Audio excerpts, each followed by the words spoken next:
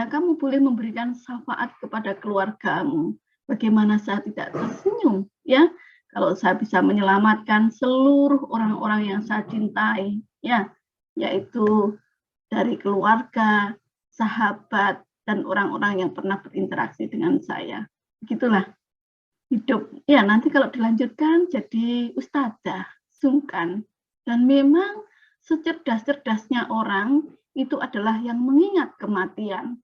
Karena dengan mengingat kematian, ya, orang akan berusaha hati-hati dalam bicara, hati-hati dalam sikap, selalu berupaya memberikan momen yang termanis, meskipun dalam suasana yang pahit, tapi dia tetap manis. Ya, tetap menjadi penenang jiwa, bukan untuk dirinya saja, karena dirinya memang tenang, akhirnya menularlah ketenangan itu kepada orang-orang di sekitarnya. Mengingat kematian itu cerdas, karena apa?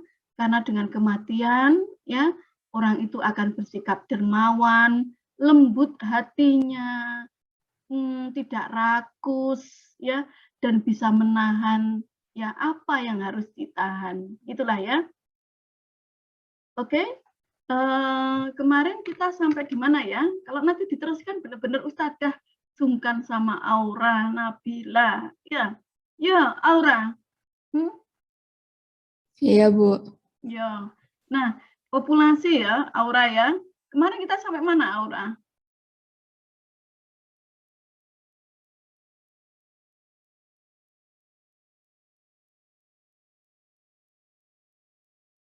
Kita ini sudah belum, Aura?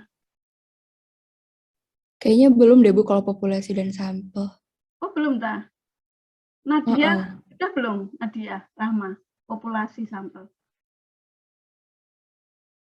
Sepertinya udah, Bu. Sudah. Kayaknya sudah kok. Irlanda, kayaknya kamu serius, Irlanda. Populasi masuk belum? Sudah, Bu. Kemarin sampai teknik pengambilan sampel itu, Bu. Iya, kan iki kan? Iya. Sekarang kalau nggak salah ini ya. Iya, Bu. Yang snowball ini kayaknya kemarin sampai snowball sampling ini, Bu. Oh iya, sampai snowball loh. Nabila.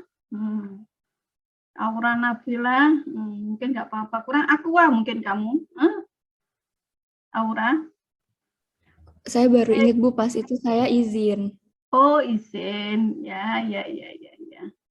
Oke, sekarang kita tentang keabsahan data.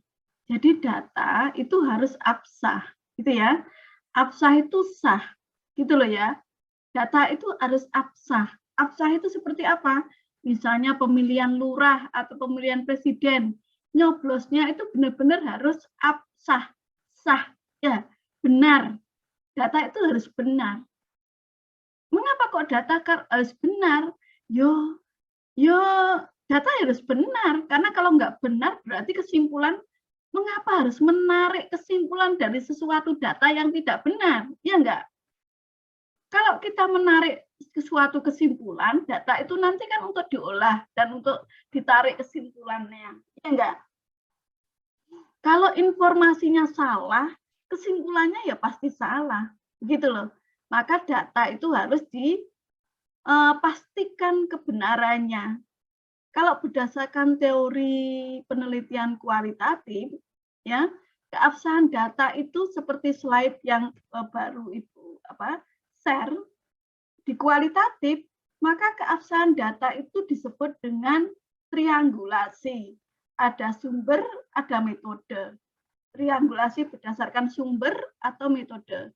Maksudnya triangulasi bagaimana? Yaitu dicocokkan. Jadi untuk melihat data itu sah atau enggak, itu di cross check atau dicocokkan. Ya, misalnya begini.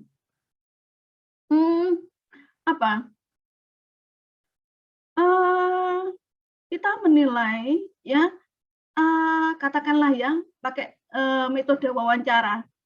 Nih, saya buat kopi ya di gelas yang sederhana sekali. Ya, nih kopi hitam.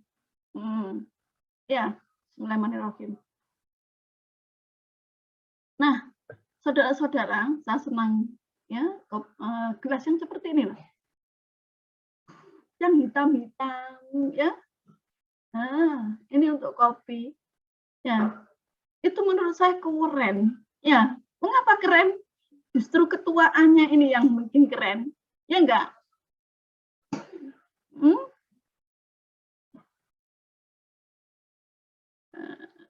Ini gelas ini.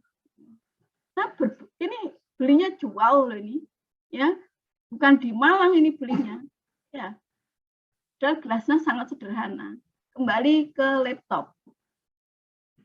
Kalau metodenya adalah wawancara, bagaimanakah rasa kopi? Ya, menurut Alisa, oh pahit.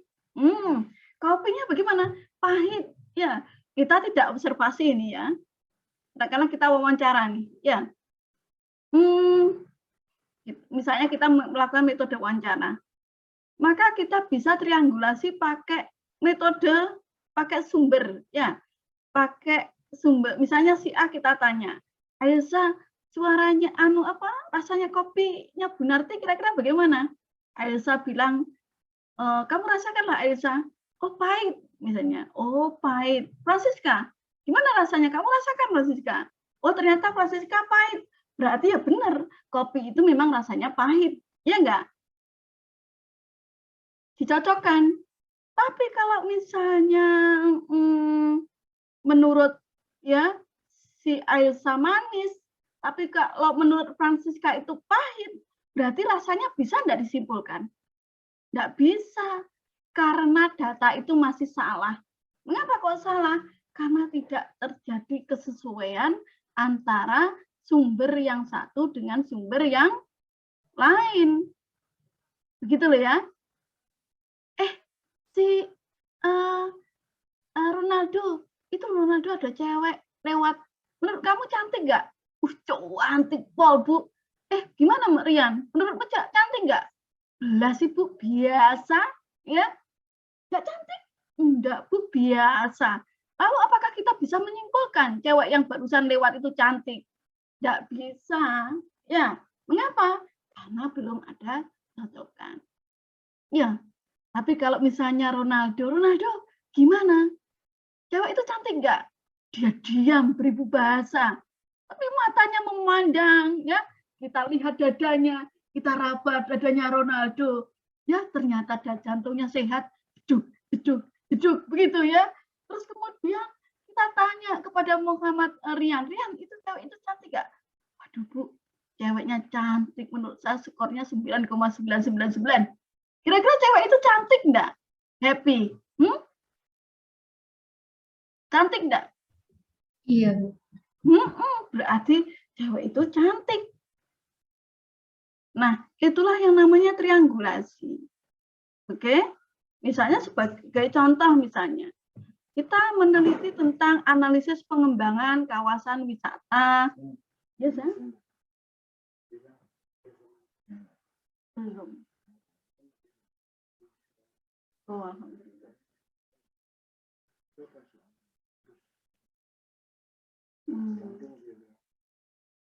Ya, satu akan. Oke. Sebentar ya. Suami ibu ini kalau ada berita tidak sabar ingin ngomong sama ibu ya. Karena memang saya ini wanitanya. Ya enggak. Perempuan itu seperti ibu ya. Jadi memang ibu, bukan seperti ibu. Pasangan itu memang kita ini perempuannya, ya wanitanya itu. Kalau kita jadi perempuan Anda punya pasangan itu ya seperti ibunya, ya seperti adiknya, ya enggak? Kadang-kadang seperti adiknya. Kalau saya di luar ini saya benar-benar seperti adiknya, adik beliau. Ya, misalnya kemarin saya perjalanan dari Jogja ya. Saya biasanya kalau ke kamar kecil saya cari Indomaret atau Alfamaret karena pasti ada air kan ya, pasti ada air di sana. Nah, itu misalnya saya ke sana pasti suami saya aku temani. Itu kan seperti kakak, ya enggak? Tapi kalau beliau ada berita apa, informasi apa, ya kita berlaku sebagai ibu. Begitulah. Yang Anda siapkan bagi Anda wanita dewasa ketika menikah, ya, itu bukan berarti sungkan nanti khusus pernikahan. Kita lanjutkan saja dah. Ya, jadi kembali kepada triangulasi. Ya, apakah menikah itu sesuatu yang sangat menikah itu tanpa masalah? Justru, ya, menikah itu tanpa masalah enggak? Gondrong loh menikah tanpa masalah. Menikah itu separuh dari agama. Berarti kalau separuh dari agama, berarti kalau Anda menikah, maka separuh dari agama Anda itu terpenuhi. Jadi kuliah agama sungkan. Ya, kembali ke laptop. Ya, triangulasi. Jadi triangulasi itu begitu, mencocokkan. Ya, mencocokkan informasi. Misalnya, analisis pengembangan kawasan Gunung Kelut ya sebagai destinasi wisata Kabupaten Kediri misalnya. Terus kita tanya, bagaimana pengembangan kawasan Gunung Kelut sebagai daerah destinasi wisata ke Dinas Pariwisata? Oh, ini sangat dikembangkan, Mas. Ya, kita mengembangkan dan ini menjadi unggulan dari Kabupaten Kediri untuk menciptakan destinasi lokal, wisata lokal, yang mana menarik wisata domestik target kita. Kita kembangkan setiap tahun, kita selalu dari tahun ke tahun pengembangan itu kita tingkatkan. Misalnya kepala dinas pariwisata bilang gitu.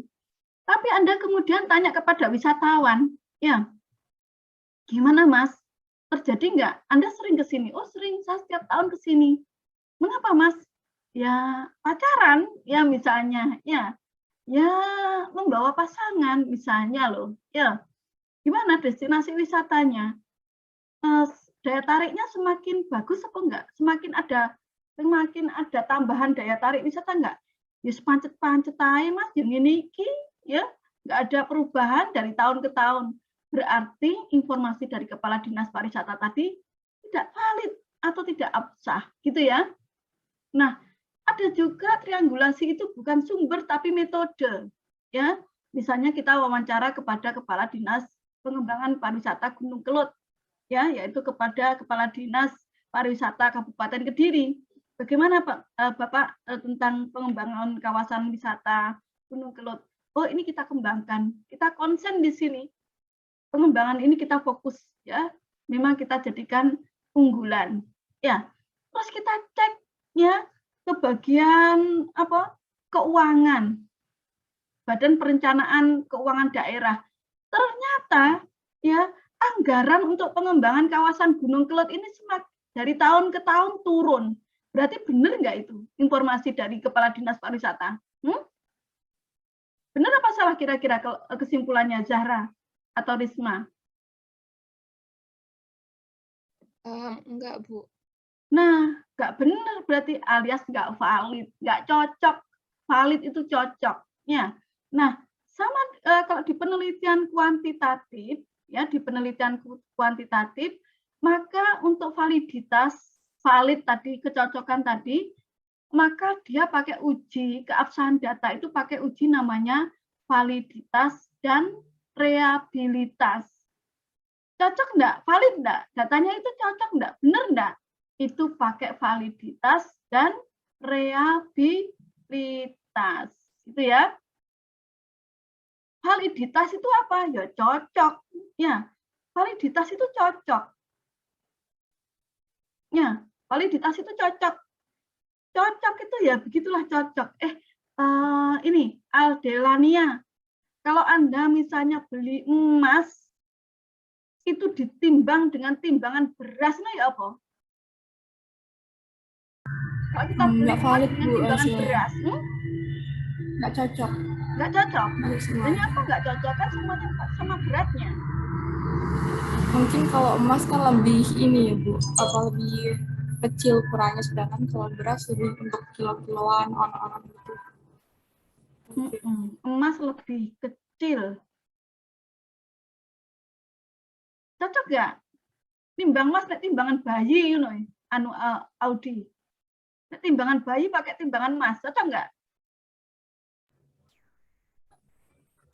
Happy kamu tadi juga geleng-geleng, cocok gak nimbang emas nek timbangan bayi ngono? Enggak, Bu. Nek timbangan badan gak cocok ya kan? Enggak. Mengapa nggak cocok? Karena mungkin masanya berbeda. Apa? Masa berat antara Beratnya emas sama berbeda. bayinya berbeda. Iya. Kira-kira lek emas on, kira-kira nek timbangan bayi apa kurang dari 1 on? Ya, seperti Audi tadi loh. Apa? Kalau emas itu, kita beli beras ya, kita beli beras nih, ya, kita beli beras 10 kilogram. Kurang saon, kira-kira terjadi pertengkaran nggak ibu-ibu itu? 10 kilo, kita tuh beli beras itu 10 kilo. Kurang saon, kira-kira marah enggak? Bu, tolong ditimbang kembali ya. Masa suruh nimbang kembali? Hah?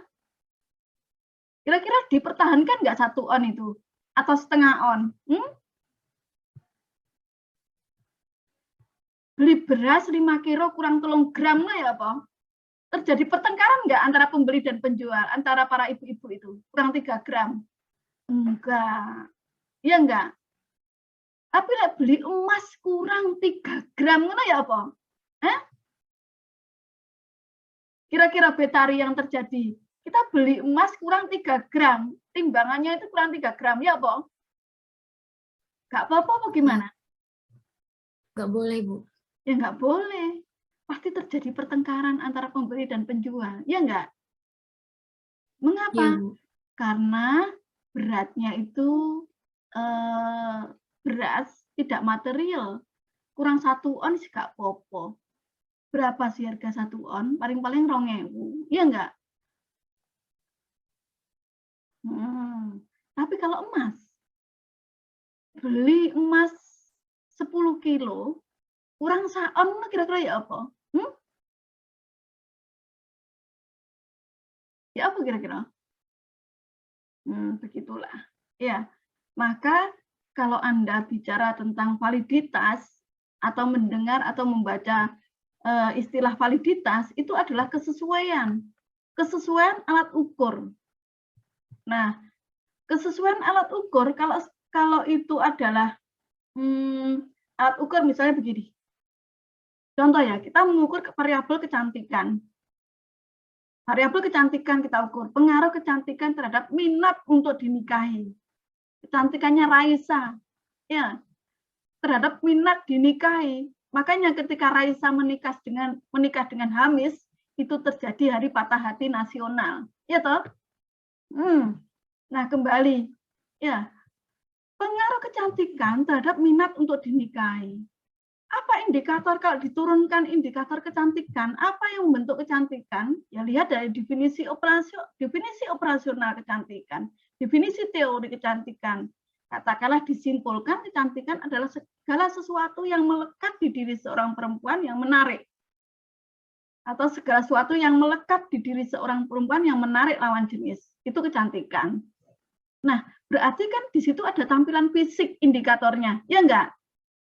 Mungkin indikatornya bukan hanya semata-mata tampilan fisik, ya, cantik kalau kata-katanya pedas, ya enggak? Maka di situ ada sikap, ya, cantik, sikapnya santun, tapi kalau enggak cerdas, mengalami Down syndrome mental, ya, dia masih cantik, masih santun, tapi diajak ngomong gak nyambung. Kira-kira cantik apa enggak? Pasangannya mungkin jengkel, ya. Ma, tutupan pitune, Ma. Iya, Pak. Iya, Dok, gak ditutup. Ya, sekali 2 kali kira-kira gak apa-apa. Kan manten baru kan gak apa-apa, kan semuanya sudah belajar. Tapi ketika di semuanya, Ma, tolong siapkan tasku, Ma. Iya, Pak. Ma, aku sesuk pakai baju putih, Ma. Tolong setrikakan ya. Iya, Pak. Ya iya, Dok. Tapi enggak melaku. Kira-kira jengkel enggak Ronaldo? Gemes enggak kamu? Iya, Bu. Nah, Ya, kembali. Akhirnya kemudian katakanlah ya, dalam hal tampilan fisik tadi, misalnya, jadi indikator kecantikan ada tampilan fisik, sikap, dan kecerdasan. Terus kemudian tampilan fisik misalnya, kita mengukur adanya keputihan kulit.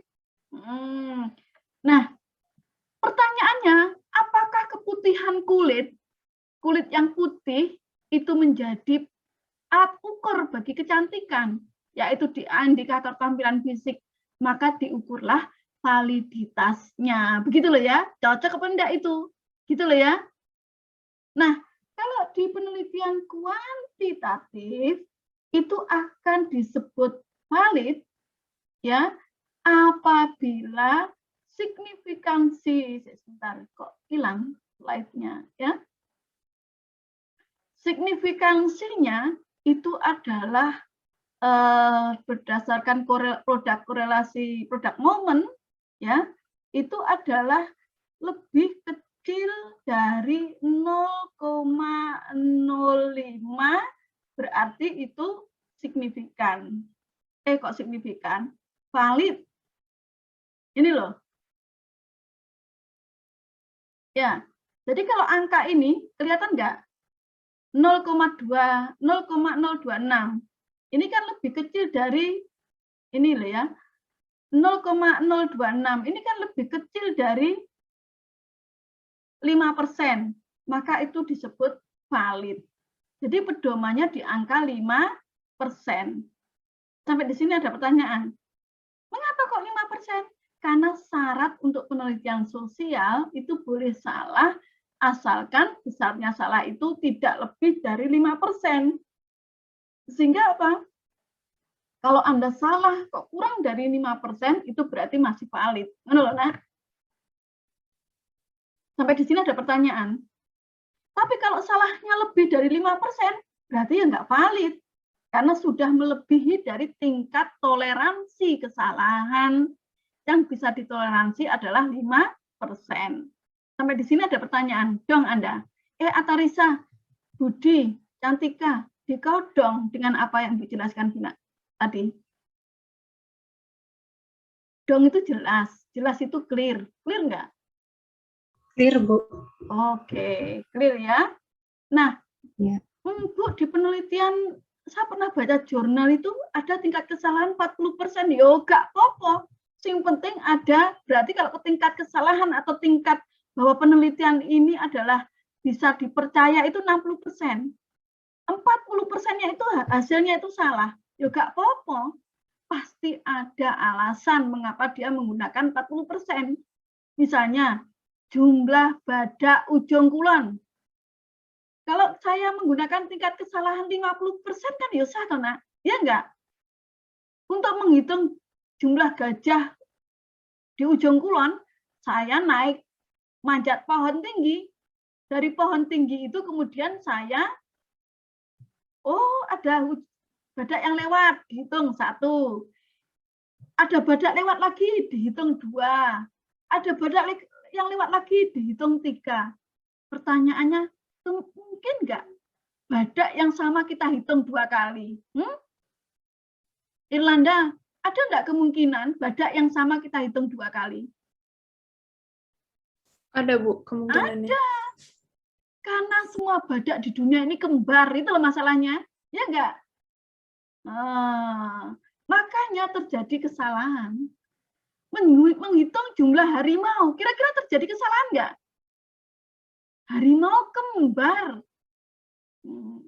Pernah suatu hari, kalau Anda perjalanan Malang Kediri dulu pernah ya, ditemukan ular kembar 2. Ngono ya wakeh sing ndelok. Orang-orang itu loh ingin tahu, penasaran, ditemukan ular kembar 2. Terus saya dalam batin lewat itu begini, apa batin? Kayaknya ular di seluruh dunia ini kembar, ya enggak? Kamu bisa enggak membedakan? Kayaknya ular di seluruh dunia, buaya di seluruh dunia itu lah kembar, ya enggak? Ikan mujair di seluruh dunia itu kembar apa enggak? Kamu bisa tahu membedakan ikan mujair? adakah orang yang menamai mujair? Oh, ini namanya mujair, blackie, mujair apalah, ya. Ada nggak orang yang menamai ikan itu mujair itu dinamai? Ada enggak? Nggak ada. Tapi kalau koi masih kemungkinan, ya enggak kalau koi dinamai. Karena coraknya tidak kembar. Masih iso dititeni. Ya, tapi kalau badak itu kembar. Ya, maka apa? Tingkat kesalahannya boleh 40%. Nah, pada saat dia menggunakan tingkat kesalahan 40%, maka disebut valid apabila korelasi produk momennya itu adalah di bawah 0,4. Di bawah 0,4. Kan begitu ya? Nah, kalau ini yang digunakan adalah 5%, maka ketika angka-angka ini seek to tails, ya, ini adalah nilainya yang paling ujung, totalnya itu item total, ya, yaitu item 1, 2, 3, ini yang dilihat item totalnya ini. Nah, ketika item totalnya pada garis seek to tail, ya, itu kurang dari 5%, maka valid. Sederhana kan untuk melihat validitas? Kalau penelitian kuanti, sederhana. Bu, bagaimana Bu bisa mengeluarkan output itu? Itu adalah hasil analisis SPSS. Anda input data di SPSS, ya, Anda pilih validity, ya, Anda masukkan di situ akan keluar angka itu. Bu, saya nggak bisa, nggak apa-apa. Serahkan pada anak statistiknya, suruh ngolah data. Bu, saya ingin sendiri, ingin bisa. Oke, tapi sekarang belum bisa. Panggil ibu, saya ajari. Ya, by Zoom. Enak kan? Ya, silakan ke toilet, carakan. Ya, jadi begitu. Bu Narti tidak sibuk. Nah, segala waktu itu bisa diatur. Kalau hari ini, Bu, tolong saya diajari SPSS hari ini. Juga iso, no? Ya, tapi kalau minggu depan kan bisa di schedule, ya enggak? Bisa dijadwal. Hidup adalah untuk membuat supaya kita sangat berguna dalam hidup ini. Sehingga hidup ini menjadi sangat bermanfaat gitu. Bayar berapa, Bu? Gratis. Ya, gratis. Saya tidak pernah menarik ilmu terhadap ilmu yang saya miliki. Saya berikan gratis. Ya. Bu, saya punya bisnis. Saya ingin mengembangkan bisnis. Oke. Ceritakan ke Ibu bisnismu. Apa kesulitannya? Ibu kasih tahu. Terutama dalam hal marketing. Ya. Saya senang cerita marketing itu karena marketing itu keren. Ya. Dan diantaranya yang paling keren itu apa? Brand. Ya. Benar. Yang paling keren dari marketing itu apa? Brand. Ya enggak? Setuju nggak kamu? Termasuk saat ini, orang perang harga. Untuk supaya mengatasi keluar dari perang harga itu caranya bagaimana? Kembali ke brand. Ya. Loh, Bu, murah-murah itu di Shopee dan lain-lain. Ya. Gimana caranya? Saya keluar dari persaingan gampang melalui brand. Dan ibunya brand itu adalah positioning.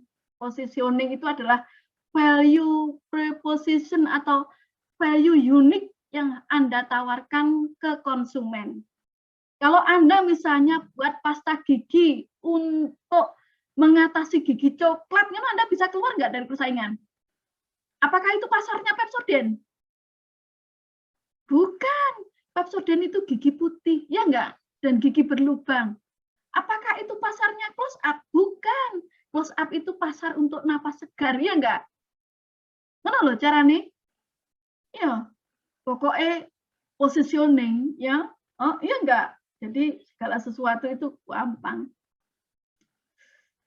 Tirulah gini, Bu, bagaimana Bu untuk untuk pokoknya enggak usah bersaing dalam bisnis itu. Enggak usah. Ya, Bu, bagaimana supaya kita jadi top of mind? Jadilah yang pertama. Gampang toh? Ya enggak, Vivi? Untuk jadi top of mind, jadilah yang pertama. Ya enggak, Vivi? Iya, Ibu. Cinta pertama itu bisa dilupakan dengan mudah nggak, Vivi? Enggak kayaknya, Bu. Alia, cinta pertama itu bisa dilupakan dengan mudah enggak? Enggak, Bu. Sulit, Wah, Bu. kamu sungkan ya. Natasha, cinta pertama itu bisa dilupakan dengan mudah enggak? Tidak bisa, Bu. Tetap Sulit. menjadi top of mind apa enggak? Tetap, Bu. Dengarkan ya, itu dalam bisnis itu begitu loh, peganglah begitu. Ya. Lalu, Bu, saya bukan yang menjadi pertama. Gunakanlah Anda menjadi tetap yang pertama. Jadilah tetap yang pertama. Loh, Bu, perusahaan-perusahaan besar itu yang pertama. Mainkan value proposition atau mainkan positioning, ya enggak? Ya seperti tadi loh, Nak. Pasta gigi itu cinta pertama itu jangan diudik-udik. Biarkan dia duduk manis di benak dia. Tidak perlu lupakan, Mas, lupakan. Gak iso. Tetapi apa? Wes jangan diudik-udik. Biarkan dia duduk manis dalam ingatan pelanggan. Bahwa Pepsodent itu adalah untuk nafas, untuk apa? Untuk gigi berlubang. Lah Anda masuklah dengan yang baru. Apa? Untuk gigi coklat. Kira-kira ono belum gigi coklat? Belum. Masuklah dengan gigi coklat. Ya enggak? Jilbab. Pasar jilbab itu banyak enggak? Hah? Jilbab banyak enggak? Pasar jilbab. Masuklah dengan sesuatu yang baru. Jilbab untuk kantor. Loh, gampang toh? Lalu bagaimana? Sebelum bikin produk, kamu wawancara, riset itu penting. Riset. Apa masalahnya kalau orang jilbab ke kantor? Oh, rumit. Lalalala, menyesuaikan dengan baju, menyesuaikan dengan atribut kantor. Ya enggak? Maka itu telah jadikan solusi. Gitu kan? Ya enggak? Jadi cerita marketing, ya. Itu pokoknya ingin jadilah tetap top of mind. Seperti itu loh, Nak, ya. Seperti teh pucuk, ya. Bagaimana untuk supaya sama dengan teh botol sosro? Teh botol sosro itu sudah sangat menjadi cinta pertama bagi peminum teh. Dengan apa? Dengan ini positioningnya, yaitu apapun makanannya, minumannya teh botol sosro. Teh pucuk, bagaimana? Pinter kan dia? Itu namanya orang ngerti marketing.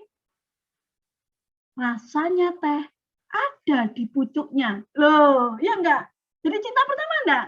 Jadi pertama enggak? Propositioning itu. Rasanya teh ada di pucuknya. Loh, ya, kembali. Nah, apakah kembali ya pada tadi kecerahan kulit tadi? Kalau kita misalnya mengukur kulit putih, apa putihnya kulit itu menjadi pertanyaan alat ukur dari tampilan fisik, kira-kira valid enggak? Cocok enggak? Nah, itu diuji. Ternyata itemnya itu signifikansi tutelnya itu nilainya di bawah 0,05. Berarti cocok. Gitu ya? Ya, Pak enggak? Gampang kan? Nah, reliable enggak?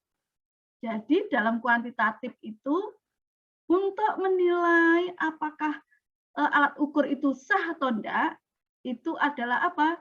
Lewat ini, sebentar. Lewat apa? Sebentar. Ini korelasi product moment, corrected item total correlation itu untuk validitas. Anda gunakan salah satu. Ya.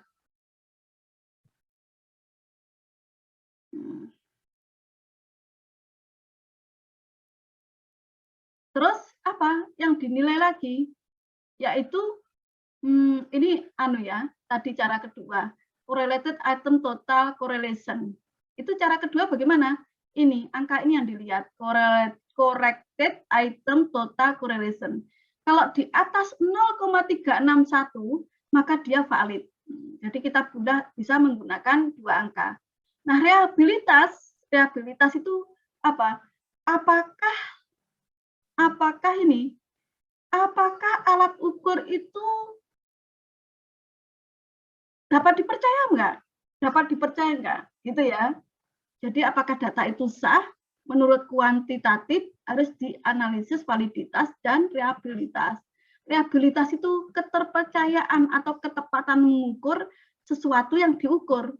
Misalnya nih, saya mengukur ya, saya mengukur ingin memotong kain katakanlah ya, atau memotong pita 20 cm. Saya menggunakan tekel atau keramik ukuran 20 cm. Kira-kira saya motongnya 20 cm atau 1 meter? Ardani, ketika saya menggunakan motong pita 20 cm, terus saya gunakan alat ukur yaitu keramik yang panjangnya 20 cm. Kira-kira nanti hasilnya 20 cm atau 25 cm? Ardani. 20. Hah? 20, Bu. 20. Kalau saya menggali kubur, gitu, dengan alat ukurnya adalah kayu atau bambu, terus panjangnya 2 meter, kira-kira saya galinya 3 meter atau 2 meter? Arjani. 2 meter. 2 meter. Kalau misalnya kayu itu saya bawa ya ke Aceh, kemudian untuk menggali kubur di Aceh, kemudian kira-kira panjangnya 2 meter atau 3 meter?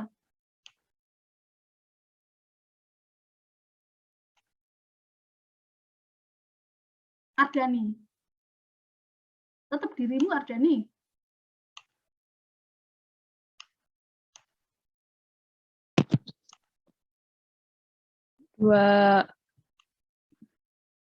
Bisa diulang, putus-putus tadi. Oh, jadi gini, ya hasilnya tetap 2 meter, ya enggak? Berarti itu terpercaya, karena dibawa kemanapun, hasilnya itu tetap 2 meter, gitu loh ya. Nah, tapi dia valid nggak sebagai alat ukur? Ailsa, valid nggak? Cocok nggak sebagai alat ukur? Kayu kita jadikan alat ukur panjang, cocok nggak? Valid nggak? Sesuai nggak? Sesuai, Bu. Sesuai? Kalau Apa? enggak, Bu. Dia nggak sesuai, tapi reliable, ya nggak? Dia nggak mungkin modot, nggak mungkin memendek, tapi dia tidak sesuai sebagai alat ukur. Nah, dalam penelitian kuanti itu harus dinilai kecocokan dan reliabilitas. Kecocokan ya seperti tadi, siktil, tapi kalau keajekan, misalnya untuk menilai tadi di sini 2 meter, untuk menilai tanah 2 meter, seharusnya dibawa ke seluruh dunia ya tetap ukurnya ya 2 meter. Ya enggak? Kan begitu. Misalnya reliable ini, kalau kita mengukur kecantikan, ya keputihan kulit, ya bisa jadi itu valid, ya cocok untuk mengukur orang Indonesia, ya enggak? Ya enggak? Tapi untuk penelitian, kira-kira kita di Afrika, alat pertanyaan kita itu digunakan di Afrika, keputihan kulit menjadi alat ukur kecantikan wanita Afrika, kira-kira cocok nggak menurutmu? Valid nggak kira-kira? Nggak valid, itu loh nak. Jadi validitas itu dan reliabilitas itu begitu.